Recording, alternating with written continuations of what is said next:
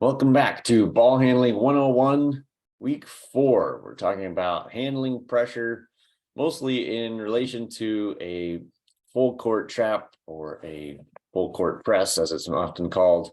And we're going to talk about how to approach it individually as a ball handler, how to escape a trap, how to break a press, how to be unpredictable using our change of speed, change of direction we've already been talking about, and then some specific techniques to just assist you both from a strategic standpoint and just technical skill of getting through, around, and past multiple defenders that are trying to trap you and take the ball from you.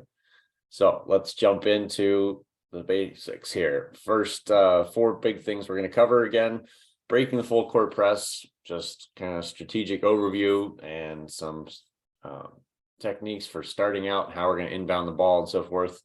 Using a limitation of space, kind of one of our big concepts of how to improve your ball handling in general, how to practice getting out of tight spaces in a trap, just a framework to set that up, give yourself limited space to practice with in order to get better at really maneuvering the ball and around multiple defenders in a really tight space.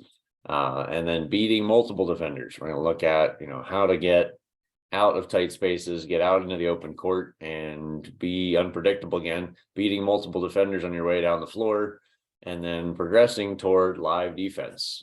If you're in the group module for this course, when you're on the court, you're going to get a chance to really go through a pretty live situational trap and full court press, where we got 3-4 defenders against you, and you're trying your best to escape and maybe create a pass, maybe just retreat, change direction, change speed, and escape whatever the defense is trying to throw at you.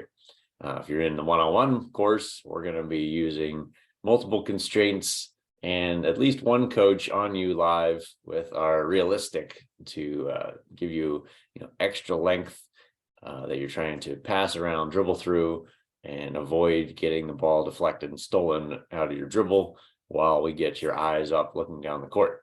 So lots of action this week in the full court setting.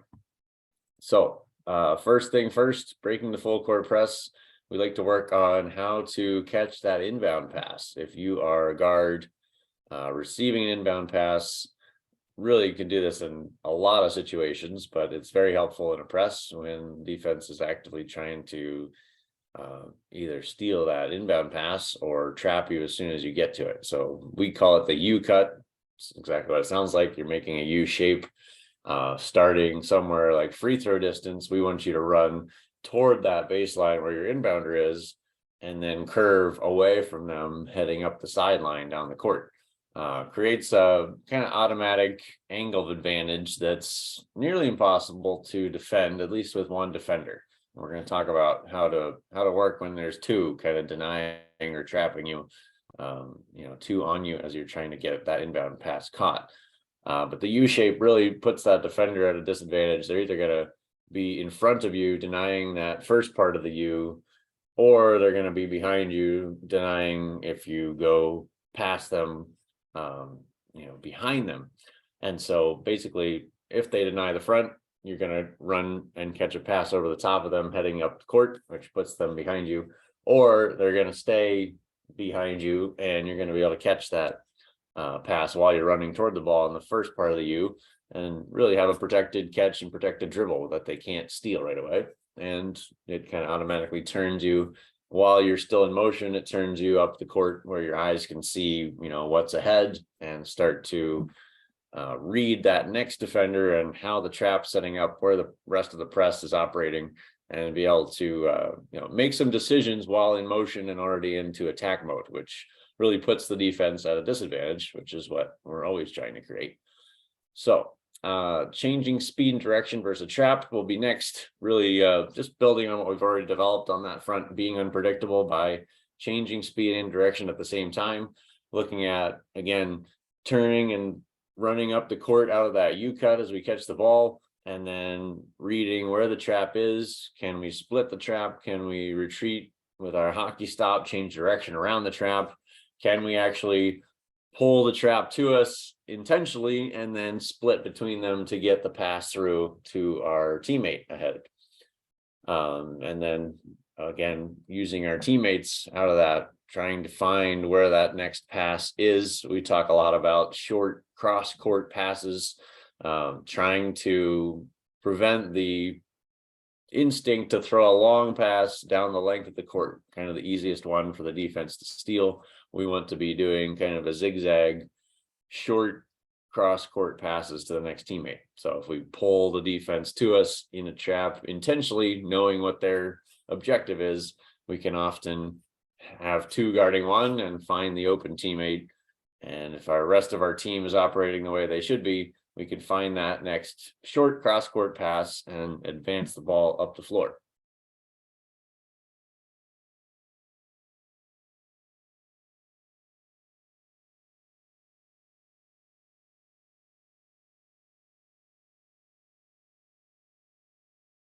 So the U cut first. We are running toward the baseline and curving away as we catch. You can see if that defender was on our left hip, we would be able to curve away from him and catch over top. And if that defender was on our right hip, staying ahead of us, we would be able to catch on the left hip away from him and have the ball protected. So we're trying to run through that catch. And then you can see coach here catching and facing. Generally a good idea to view what's ahead up the court before you move on to full attack. You can get that pause and glance. And then looking at, again, if we're trapped, throwing it high, it's overhead pass, but again, looking for short cross court passing back toward the middle. So our next teammate catches with a lot of options, being in the middle of the court versus being a catch on the sideline. And then pivoting and splitting, again, drawing that trap to us intentionally.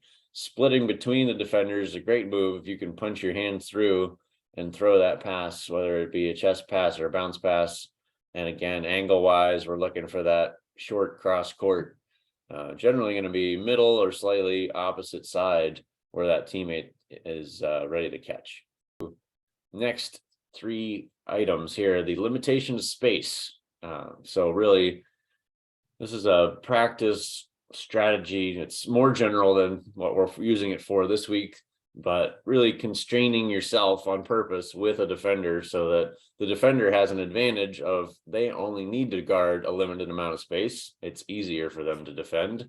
And as a ball handler, it's more difficult for you to get past a defender inside a limited space box and be able to really keep your eyes up, see how they're reacting in front of you, and figure out a solution to get them out of your way. That's how I like to describe it in order to get past them.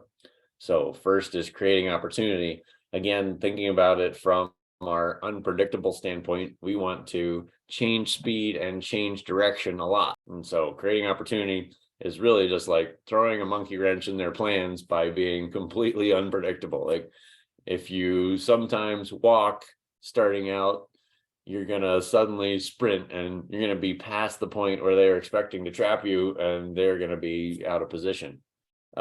Second is keeping eyes downhill. So generally, as a ball handler, I prefer to not use a spin move. For instance, when you're in that open court and there's defense, there's sharks in the water, so to speak. They're coming around, they're trying to trap, they're trying to steal the ball from you. And you often have at least two defenders in the vicinity where they can deflect the ball and bother you. I'd try to stay away from a spin because you're blind for that half second as your back is turned.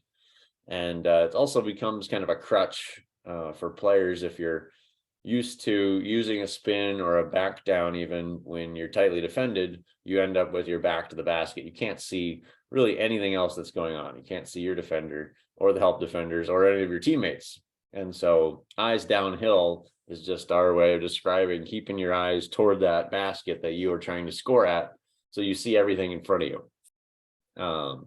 Next one is the karate block. Going back to week one, what we worked on, kind of the stationary position, just the arm bar out at all times, trying to prevent that arm reaching in from your defender and deflecting your dribble. And then kind of in addition to that, what I call the shoulder cage, which is really just keeping the ball tight inside of our bubble of our body, essentially. Like if I lean forward, really aggressive athletic stance, my shoulders are naturally kind of out in front of my knees. If I did a front crossover there, that shoulder cage essentially is another deflector shield where I'm keeping the ball really tight to my legs as I go crossover, and I'm leaning my shoulders so that defender really can't come inside of that and get the ball without, bumping into me, fouling me essentially.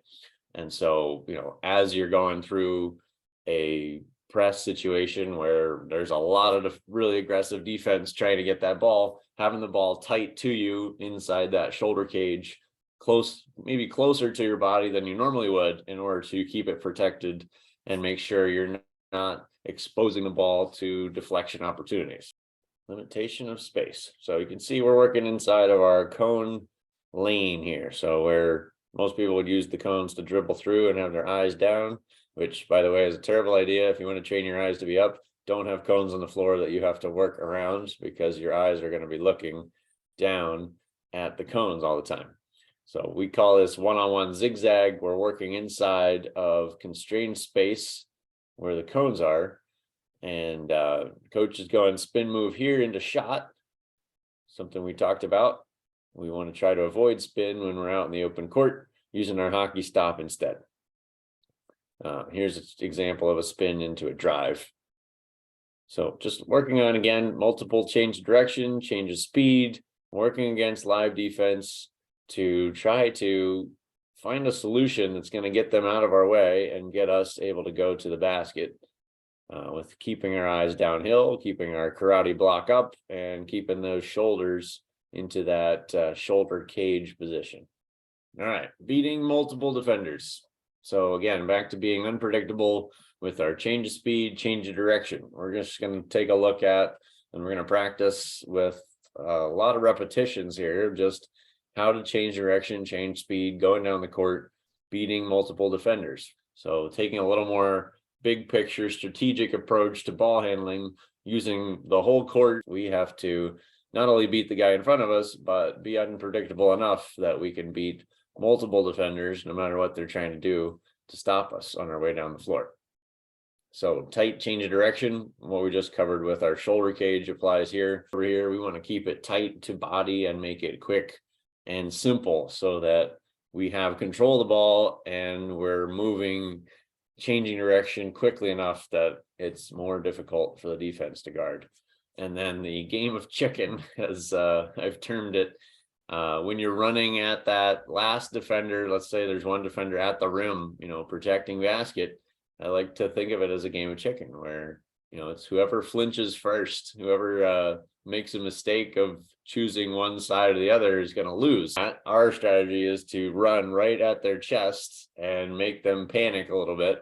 A lot of different techniques. We're going to work on some crossover moves as well as the Euro step to try to just put them on their heels, make them panic and really let them choose which direction we go. Like, we're just dead set. We're going hard to the rim. Maybe we are going to go slightly to a hand, like we're taking an angle that would give us a right hand layup if they don't stop us. But then as soon as they make a move to stop us, we're taking advantage of that, using that against them, change the direction and finish on the other side of the basket. Coming out of his U-cut and just caught this pass, and he's coming into one cross, two cross, and a little goofy foot finish this time. So we're also going to tie in some finish options for you here, really getting comfortable in multiple ways. But really two defenders in play on this one. Here's a Euro step at the rim. Trying to just get comfortable. Like, there's going to be somebody in your way up this sideline as you come receive it. Right, here's our open court spin we were talking about. We want to limit that one, but here where we're going one-on-one with the first guy, spinning to change direction could be an option, as long as we make it quick and we keep the ball protected and get back to eyes downhill as soon as possible. Little hesitation here, going hip swivel to the right, getting all the way to the rim. And here's again our hockey stop, retreating away from that defender, again being unpredictable, where we were running up the sideline hard the first few times. Now we stop, retreat, change direction. Really difficult for that defender to guard us when we're coming at them full speed and they don't know which action we're going to take, what our next move is going to be, and how fast we're going to be getting there. So really just kind of opening up all options here for you as you're running down the court. What can you do as a combination, couple moves, and then get running into that finish at the rim. Make sure you're comfortable doing that at a really high speed with the thought process of beating multiple defenders. So progressing to live defense. First thing we're going to talk about is controlling pressure. So we can assume we're going to have pressure, right? We know pressure is going to be on us. So we want to really take the aggressive approach, take the offensive approach of controlling how that pressure is related to us. So one thing I like to throw at him right away, if I've got a defender on my hip, he's kind of trying to push me to that sideline, is like dead stop from a run and let him fly by a little couple steps and then cross and go past him to the middle of the court. Like he just lost his position.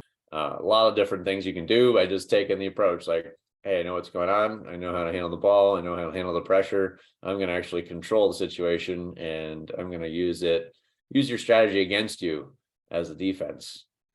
Next is release pressure. So we just saw an example of the hockey stop, what we've worked on in the past weeks. If you go real hard at the defense, again, part of controlling pressure is when they're up full body trying to stop you or trap you, retreat and get away from them, release the pressure, make them have to come towards you again in order to be on ball tight pressure. And then when they're stepping towards you, you cross or hip swivel and go by them. You really get that forward and back transition where, a lot of our change of direction moves are side to side with our crossover, even our spin. That hockey stop retreat dribble really throws another dynamic in it, in that we're moving forward and back. And again, being more unpredictable by having 4 directions of motion on the court and being able to change speed while we do that, really tough to guard.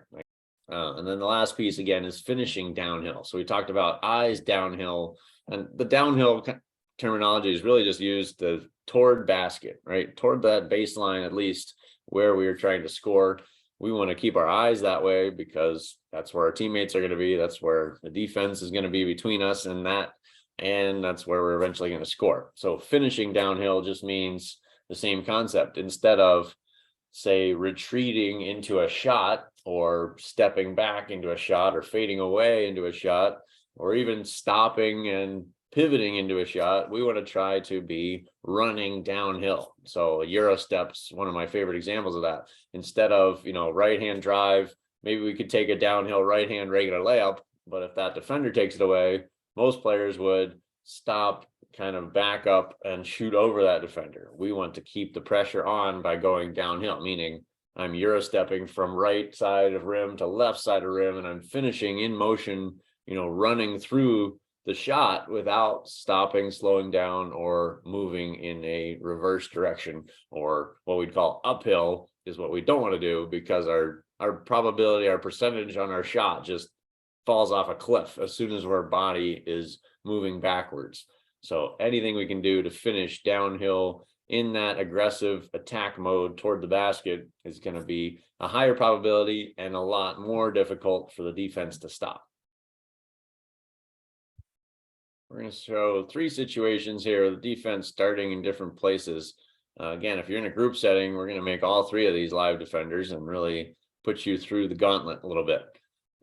Defense on your hip, trying to just change speed again, throw that defender off as they're coming on your hip, a little hezzy, tack it, and then continuing through our different moves. And here's again example of Euro step, finishing downhill when we get to the rim. Now we've got the live defender as the second defense, trying to just use that against them. You see defense stepping towards you, trying to change direction and get by them, can take advantage of that momentum they had going the other direction. And again here, hockey stop, making that defense come with you and then using their momentum against them. As soon as they're moving toward the backcourt where you started, as soon as their momentum's that direction, you want to be re-attacking forward. And then here, really working on the finishing, changing direction at that defender, the game of chicken. When they're at the rim, they know they've got to try to stop you. They know they've got to stay between you and the rim.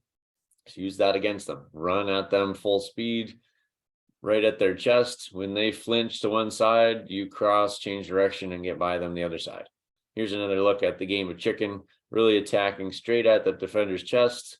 When they really do their job, right? We want to use what a good defender is going to do, use that against them. When they do their job to stop the ball, we take their momentum and use it against them, change direction, and hopefully score downhill before they can recover. So wrapping up with a summary here, breaking the full court press, really the big concept of this week, trying to get you comfortable with that pressure, handling the ball under pressure, handling the pressure itself so that you are pretty comfortable, you know what the defense is trying to do, and you can use it against them. Using a limitation of space to get better at ball handling in tight spaces, using your shoulder cage to protect the ball, using a tight handle to get past that defender with a limited amount of space. Third was beating multiple defenders, just looking at, again, strategically, change of pace, change of direction, being unpredictable. Can I shake multiple defenders on my way down the court and end up at the rim? And if not myself at the rim by beating multiple defenders, I've probably got a wide open teammate. And then finally progressing to live defense, again, getting you comfortable with those defenders really coming at you hard, trying to trap you, trying to control you, where you're going to go and how you're going to get there and where you're going to get trapped, and you taking the offensive to be unpredictable and control that pressure. So that's it for week 4. What's next is what I always like to talk about. You just finished the ball handling 101 course. What we have next for you, what I'd recommend, kind of the next skill that's going to progress your game is shooting in most cases. So we have a 4-week course called the Sniper, which is exactly what it sounds like, just 4 weeks focused on shooting. Really mentality wise, we try to work on developing your shot first. So, we like to talk about the order of operations. You could shoot or you could drive. If you drive every time, you're going to be easy to guard because, again, they know what you're doing and where you're going. If you shoot first, they have to come get you, and then the drive happens a lot easier.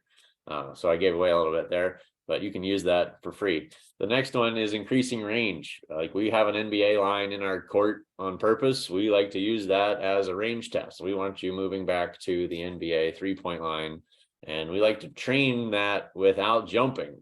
So we're going to optimize your power so that you can shoot threes without a jump. And then when we add in your normal jump power, it just becomes easy. You don't have to look for where the line is. You're behind it, several feet behind it, and you're still comfortable pulling up and shooting that shot when necessary. Really changes your thought process about shooting and allows you to be a little more relaxed when you're shooting deep ones. You don't need to look and find your toes right up to that 3-point line. You're able to shoot it from wherever you're open. And then finally, creating more opportunities with pre-shot movement.